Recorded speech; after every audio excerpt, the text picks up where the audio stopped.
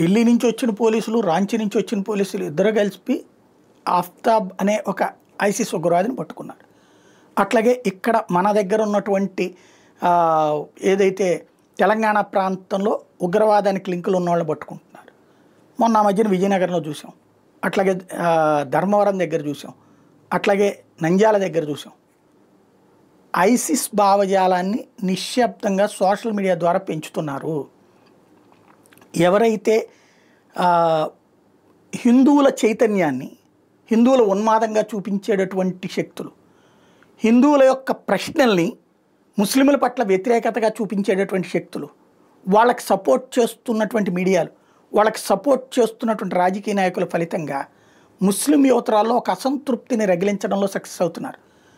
అబద్ధాలని వల్లెవేసి చెప్తున్నారు, నిజాలని సమాధి చేసి చెప్తున్నారు. ఆర్ఎస్ఎస్ అనేటటువంటిదో లేకపోతే హిందుత్వ సంస్థలు ఏది ముస్లింలకు వ్యతిరేకం కాదు.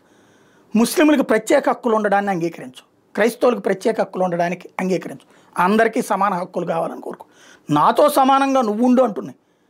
అది తప్ప ప్రత్యేకతలు ఏంటి అంటున్నాయి. ఎక్కడైనా సరే మెజారిటీ వర్గానికి ప్రత్యేకతలు ఉంటాయి, మన దేశంలో మైనారిటీ వర్గానికి ప్రత్యేకతలు. దాన్ని అది కరెక్ట్ కాదు, మనందరం సమానంగా బతుకుదాం అంటున్నారు.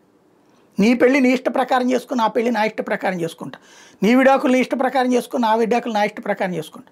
కానీ మహిళ హక్కు నీ మహిళకైనా ఒకటే ఉండాలి, నా మహిళకైనా ఒకే హక్కు ఉండాలంటున్నారు.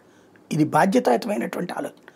అలాంటిది వాస్తవికమైనటువంటి చర్చల రూపంలో కాకుండా దాన్ని అన్యమతాలకు సంబంధించినటువంటి అవమానకరంగా వాళ్ళని రెచ్చగొట్టేటటువంటి ప్రయత్నం జరుగుతూ ఉంది. దాన్ని కంట్రోల్ చేయాల్సిన అవసరం ఉంది. మీడియా, సోషల్ మీడియా ఈ రెండూ కూడా బాధ్యతాయుతంగా ప్రవర్తించకపోతే ఇట్లాంటి వాళ్ళు అనేక మంది పుట్టుకొస్తారు.